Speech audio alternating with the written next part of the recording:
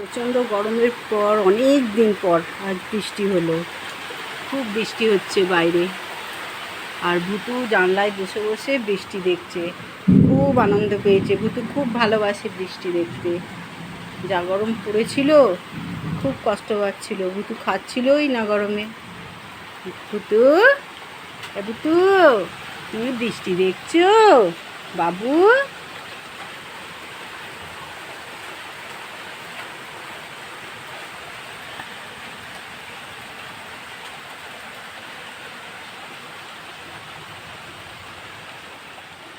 ভুতু,